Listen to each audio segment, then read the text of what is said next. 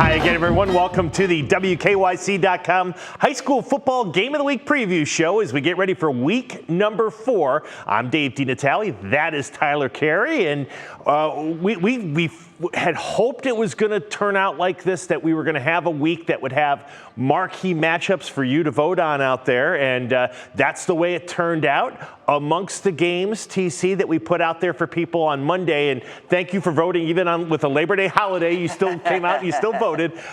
We had a very improved and surprising Lakewood Ranger team at Rocky River. We had the Medina Battling Bees and the Stow-Munroe Falls Bulldogs, couple of teams in Tyler's top 5. Hint, they're still there. And the great battle in Lorain County, Avon and Avon Lake, or as they say in Avon, just Lake. Avon and Avon Lake. No shortage of great games for you to vote on. TC, where will I be Friday night? Dino, you will be headed to Summit County, where we have a matchup of you said, top 5 teams, not just in my poll, but I think every other poll you would see of Northeast Ohio teams. The Medina Battling Bees taking on the Stow-Munroe Falls Bulldogs. We have been excited about this game really since the schedules came out. We earmarked this, folks, like in the spring, saying, boy, oh boy, if it could work out that we could have that game, that would be amazing. So we had a feeling, we knew that obviously the Aller Express and the Battling Bees with Medina, we felt like Stowe was going to be a very good team this year. I think everybody kind of felt that watching them last year. I'd forgotten. We saw them last year against Nordonia, and remember thinking at the time, boy, give these guys one more year and look out. It was a very weird game, too. For those who don't remember, it was 53-47 the final. Stowe came back and won late to complete what I think was a 4-1 regular season. Yeah. Owen Bainbridge had a few touchdowns in that game. There were a lot of turnovers, yes, a lot of yards of zany. offense, as you can imagine. But a very nice win for Stowe to kind of set the tone for what looks to be one of the deepest teams in Northeast Ohio. And I guess that's kind of when people were like, maybe we're wondering why, pardon the pun on this, why we were so bullish on the Bulldogs when when we were in the preseason and we were starting this. It's because they're just deep. I mean, there just aren't many weaknesses when you look at this roster, and certainly going back to last year, but now here in the 2021. Absolutely, and you see a lot of that firepower on offense. Owen Bainbridge, the quarterback, going to BG. Xavier Preston, the electric running back, being recruited as an athlete, so he can pretty much do it all for Stowe. Mason Manel, that hulking lineman they have inside. The defense, very good, too. You wouldn't have known it with the Nordonia score last year, but they've certainly had their moments. I will note this past week, for example, against Solon. Now, that game, Solon, it was 30-28 Stowe in the fourth quarter, back and forth affair. Stowe then forces 3 Comet turnovers in that game to really kind of put the hammer down. They end up winning by 22 points to kind of put their stamp on that game. They've had some tough tests this year. They beat up on Cuyahoga Falls in week 1. That was expected. A very tough test against a much improved Barberton team. Yes. And then, of course, whenever you beat Solon, even if they're not as good as they've been in years past, whenever you're able to knock off the Comets, that's a nice win. Yeah, so no question. They're riding high coming into this game, and they know that this is going to be a very, very I would say they've had this circled on the calendar all year. You would think. Now, I mean, we saw Medina during the regular season last year. We went down to Brunswick and watched them play. And at the time, I can remember they just looked like they were out of sync offensively, out of rhythm. Defensively, they actually played pretty well. Brunswick ended up winning that game. But I just remember leaving saying it's just not quite there yet between coach Larry Laird, quarterback Drew Aller, and his core receivers. But boy, did they find themselves, when the time was right in the playoffs, put just a magnificent postseason run together, and they have picked up right where they left off now, heading into 2021, into week 4. Yeah, I mean, we've talked about it 100 times, that run of beating St. Edward, beating St. Ignatius in the playoffs, and giving Menor a hard time, as Stowe did too. Stowe actually kind of hung with Menor a little bit before the Cardinals pulled away in their own postseason meeting, but that meteoric rise kind of led to the meteoric rise of Drew Aller as a prospect. Yeah. He went to being a 4-star recruit to the point where he's going to Happy Valley. He's probably the front runner in this area, at least, for Mr. Football. And at this point, yeah. The offense runs through him. You'll notice, if you can see on my notes, I have his name in all caps, Aller. And he's been the big reason for their wins this year. They beat Warren G. Harding in week 1. Very much a prove-it win over Avon in week 2, kind of showing people that, no, this isn't a fluke. These battling bees are for real. And then last week against Wadsworth, I think you and I talked about it. It could have been that potential trap game of, okay, the Grizzlies are a pretty good team, and maybe they could catch Medina sleepwalking a little bit, getting ready for that Stowe game. No, Aller and his guy, they didn't let it happen. They won that game 35-0. Yeah. And now they're riding in with all the momentum they need going into this, what could be the game of the year in the state. Yeah, I mean, at least I would say, because you're not involving St. Edward in that, but I think in terms of Division I, Region 1, knowing what's going on with Menor, we'll get to that in a second. These are two probably the best public schools in Division I, Region 1, and I was thinking about that. Yeah, potentially in the state. I think that's going to be fun. I think it's going to be an electric atmosphere at Stowe. You said they've been earmarking this. I mean, so it's for us. It's kind of like a west side versus really southeast side. I mean, it has everything you would want in a week 4 matchup, and so that's where we will be. We'll talk to you from Stowe Friday. About 6:50 will be our pregame time for that matchup, and I can't wait. I mean, I felt like we were in a no-lose situation with the 3 games we had this week, and I think we've got the one that I think a lot of people are going to be satisfied. A runaway winner in the poll, by the way. I was surprised. Yeah, I was too. Not that it won, but that it won by as much as it did. Yep. And certainly, I think a game of this caliber is worthy of that type of blowout. Indeed. So that's where we will be Friday night.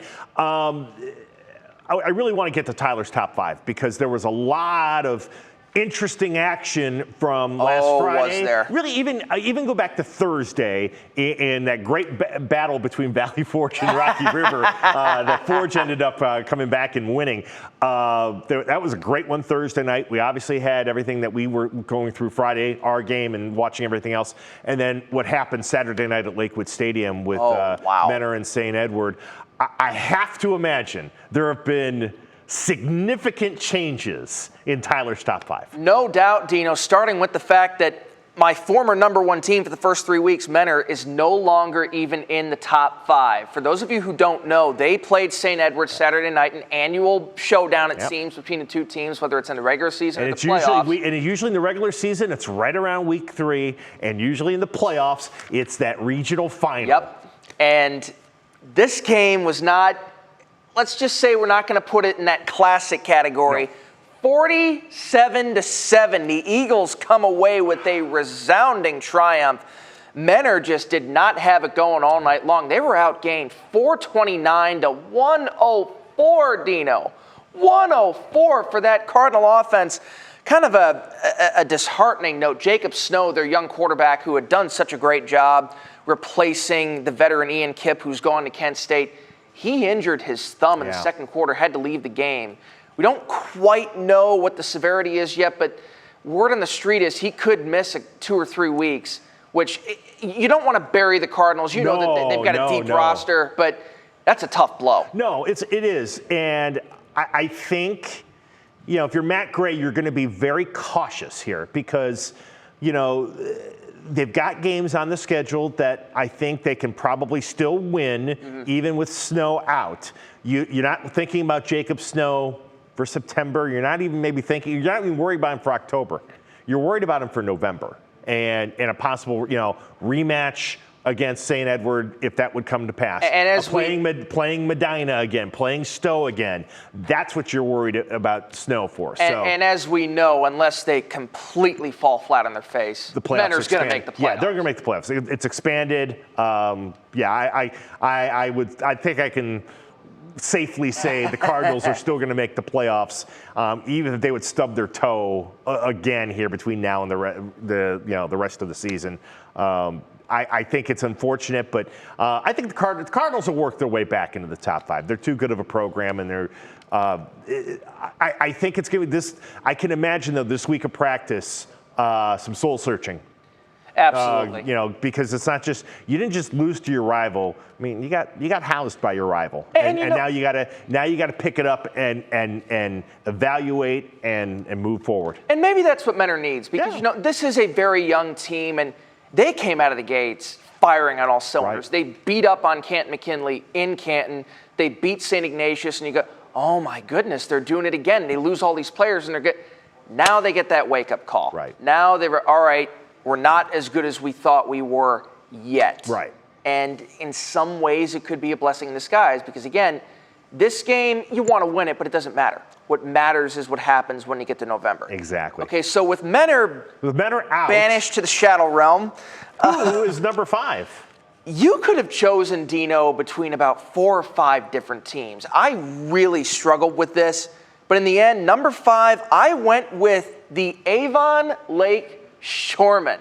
Now, this could very well change next week because of who their opponent's going to be. Of course, their arch rival Avon coming up in week 4. They have struggled to beat Avon in recent years. They have lost about every way you can to the Eagles, and it's a road game for them.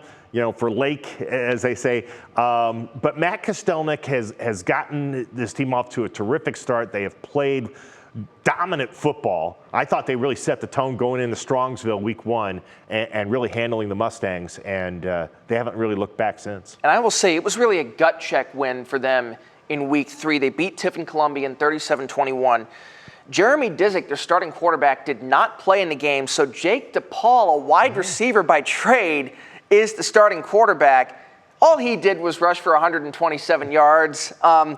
Jason Krakowski rushed for 171 himself. The team as a whole, 328 yards on the ground, doing what they do best, just that physical brand of football, go and hit you in the mouth and go take what was a 16-point win. So I think it tells you how good they are that they can lose one of their best players and still come away where it looked like they didn't miss a beat. And on the flip side, I think Avon did what they needed to do last Friday in their home opener.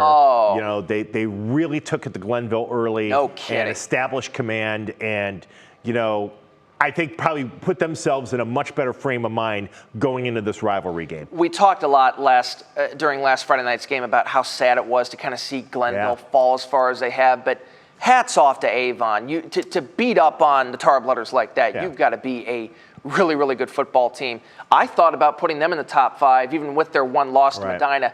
Didn't quite make it, but hey, if they beat Avon Lake this week, you could very well see them. Things will change. Yes, you could very well see them in those rankings. Number 4, Aurora moves up 1 spot after last week. They beat up on Twinsburg. Oh, I'm sorry. Your alma mater. Let's not talk about it. Okay. The Greenmen never punted in this game. That tells you how it went for my Tigers. Aiden Henderson, 10 carries, 110 yards, had a touchdown in this one. I think a couple touchdowns, actually. And Aurora just keeps rolling. I think you and I said this schedule looks very favorable for them. 10-0 watch is underway. I think so.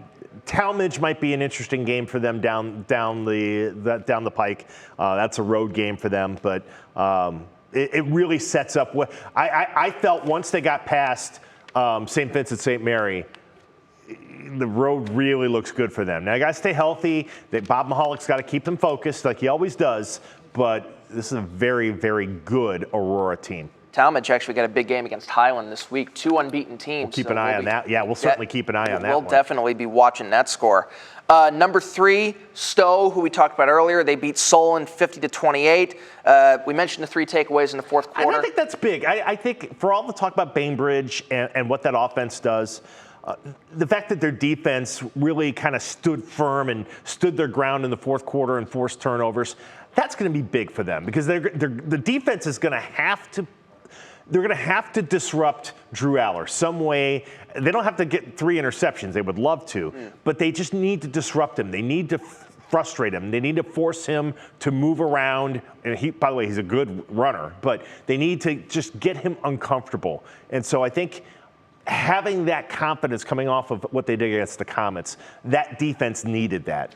Kind of similar to what they did in that Nordonia game last year, where Nordonia was passing all over most of the game, and then that fourth quarter, I think they only had one completion the rest of the way. That sounds right. And it allowed Stowe to come back and kind of steal one down the stretch, and which technically didn't matter because the seeding was already decided, but you do want that momentum going into the postseason. And I will mention, by the way, the offense was pretty good too. Bainbridge had a couple of touchdowns. Preston had 3 on the ground. So very well-rounded, this Bulldog team. Number 2 is Medina. Their opponents. We mentioned that 35-0 victory over Wadsworth. Drew Aller, 341 yards through the air, 4 touchdowns, all in the first half.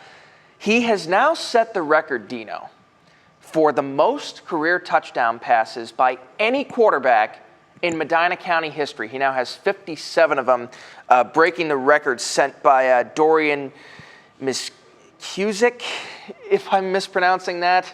Yeah, I don't remember him. From Brunswick. But yeah, you figure you're talking Brunswick, you're talking Highland, you're talking Wadsworth. Those are generally the, Buckeyes there too. I don't want to, Buckeye usually is a wing T or a running type team. But you look at those teams I just mentioned, that's a pretty staggering statistic. And I think we're going to be adding more notches to his resume as the season goes on. Absolutely. Again, I've said Mr. Football about 1,000 times since we started doing this show. I'm not going to argue with that. If anyone from this area is going to win it, I think it's going to be Drew Aller. A big performance Friday night. Oh, I think it would help the cause. Still got 6 games afterward, but I think that because you're going to have a lot of media people who get votes out there watching that game. You're not kidding. I've already talked to the AD over at Stowe and get a little inkling of the presence that's going to be there. So we're hitting the big time, folks. Yep. And then number 1, as you can imagine, supplanting the team they beat, the St. Edward Eagles, after a 47-7 victory over the Menor Cardinals. Menor's worst loss in 5 years, which came at the hands of St. Ignatius, ironically. Remember that. We mentioned the yardage difference. Christian Ramos also had 4 total touchdowns, 3 on the ground for the St. Edward quarterback.